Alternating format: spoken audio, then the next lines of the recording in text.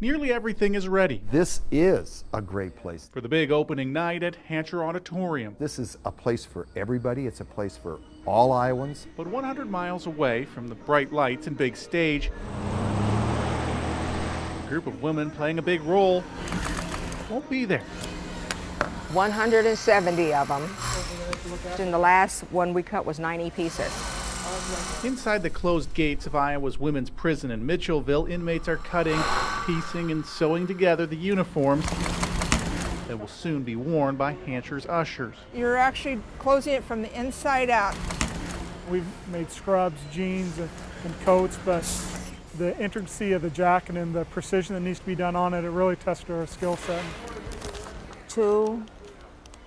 That's it. The women here are paid a small wage for their work, meaning the product comes at a lower price for the university. You know, we didn't do this for cost reasons at all. But Hancher's executive director, Chuck Swanson, says it's not about money. But also, again, it's making a difference in people's lives. And, you know, building new audience. We're always trying to find new audience, and we're always trying to find and use the arts as a way to change people's lives. Swanson says enriching lives is the mission of Hancher, This is the smalls, this is it.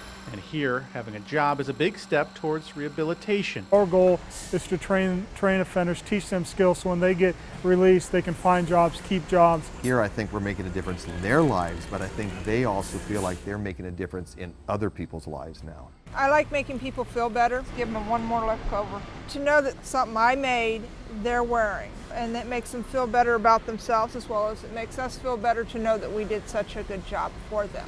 Swanson says he hopes someday some of the women of Mitchellville will get out and come attend a show, but even for those who never get that chance, prison officials say they'll always know I'm impressed. they played a role on the big stage. You know, a year or two from now, they'll see Hancher on the news for, you know, having a great event there, and they may see a glimpse of their jackets, and they'll be able to say, hey, I was part of that project that made those jackets. Jackets with a deep meaning that will soon help spread a lot of joy far beyond these walls. In Mitchellville, Mark Carlson, KCRG-TV 9 News.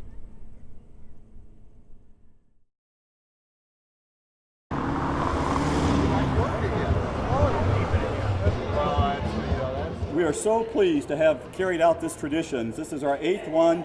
Everyone's been very special for a different reason. It's become a tradition for Hawkeye football fans, a visit from legendary coach Hayden Fry I'm anxious to see what it looks like right before the first game. because this possibly could be my last trip back. I've really had a difficult time. With traveling becoming a challenge for Fry, this trip is extra special because it will help cement his legacy. Last virtually forever.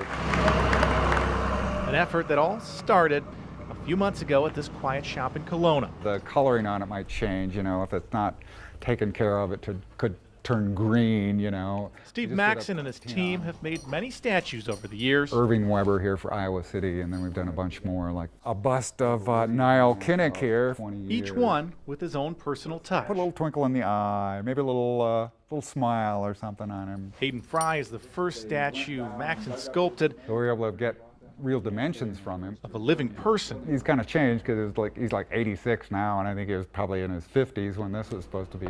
With Coach Fry now living 1,500 miles away in Nevada, We have a lot of pictures. Maxon had just one visit with him. Then he literally tried to become him. That was me. I posed for him. I end up posing a lot for people. This is me as Herbert Hoover. Down to every last detail. These are Hayden Fry shoes here. These are the Reeboks that we started using at first, and they wanted pony shoes. With pictures in hand, Maxon and his team built a small clay statue. One of his lenses fell out of his glass. Then a big cast. We just used that to make the photopolymer. Then they really went to work. I think it turned out really good. I'm really pretty pleased. And the coach was too. I don't know who posed for it, but he's sure good looking. The statue was unveiled Friday morning. Well, I think it looks really cool in those sunglasses. I really like those. I really like the idea of the sunglasses. Now, even if Fry never returns to Iowa, he will always be standing tall, ready to greet opposing teams as they come off Interstate 80 and head for Kinnick. Probably one of the better things we've done. One of the best things we've done. In Coralville, Mark Carlson, KCRG-TV 9 News.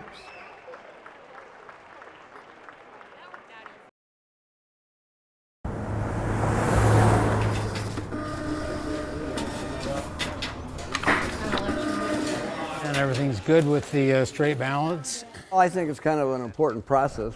This is on the straight party, right? This is on the straight party. The election may be 7 weeks away. Oh, I see. But you wouldn't know it by taking a peek inside this county warehouse. Even though they're in storage, you still have batteries that go bad, just little things. They stand. This week, county poll workers are testing every voting machine ahead of Election Day. We'll do about 10 a day. Okay. So it's going to be about 7 days. Bring them over here. With 57 precincts in Johnson County, that means workers have to make sure at least 57 machines are up, running. My guess is that the ballots are correct. And properly counting votes. New or old, you never feel 100% confident, but that's part of what this testing does. The results of what the machine actually read. These machines are 10 years old. The county plans to get new equipment next year. That could cost up to $1 million. For this election, though, they'll stick with the old faithfuls. Being a presidential election year, we didn't think we had enough time to test all the new equipment to feel 100% confident. The county also needs to make sure everyone has a fair chance to vote. Federal offices for a United States Senator. So they also test all the equipment that will be used by people with disabilities. And this is set up that they can read Braille. With a lot of work yet to do. And now it's all set for Election Day. 7 weeks just doesn't seem so far away. It all tests it and it works. In Johnson County, Mark Carlson, KCRG-TV 9 News.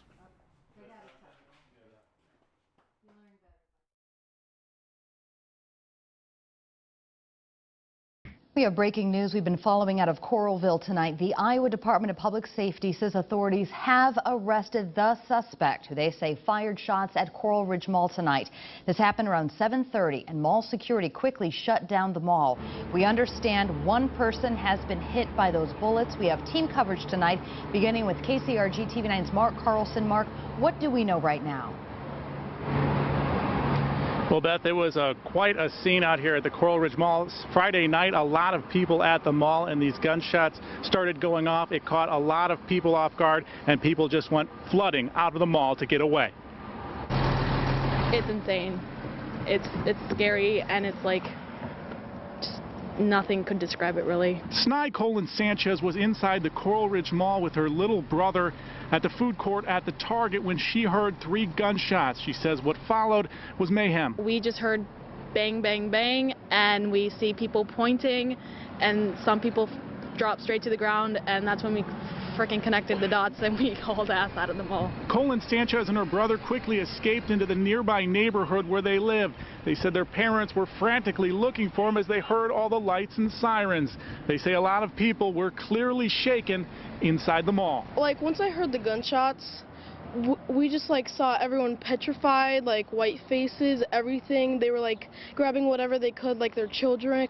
And then they were just like running out of the door. Everybody was grabbing their children, their wallets, and whatever the heck they had in hand, and they just got out. Everybody was going in their cars, piling as many people as they could in there and just getting out. Now I'm back here live with another witness who was actually much closer to the actual shooting, Jeff Carew. Jeff, tell me what you saw tonight. I just got done eating dinner, and my girlfriend and I were standing talking, getting ready to walk out, and I heard gunfire out of the corner of my eye. I saw the girl, her knees buckling, she collapsed, and I pushed my girlfriend behind the cooler and told her to get down, and people were running and screaming, and I stepped out past the cooler and I watched the guy walk away that had shot her, and then I just jumped out and tried to help her with what I could. You said it appeared to be a targeted type shooting and not a random shooting.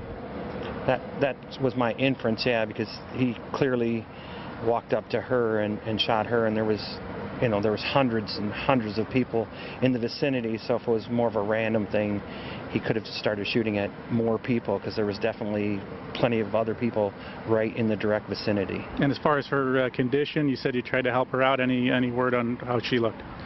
Yeah, she was a poor young girl. I mean, she was, I would guess, 17, 18 years old, and she didn't look good, and we tried to do what we could. I'm not trained in any medical thing, but there was another guy there that was, and he actually started CPR and stuff on her. So we did the best we could until the law enforcement and medical teams got here, and then they took over on it. Well, thank you, Jeff. Thank you for talking with us and certainly for jumping in and helping out here in this tense situation. We're going to continue our team coverage on this apparently tragic night here. We're going to go to Chris Earl, who's also live here at the mall. Chris?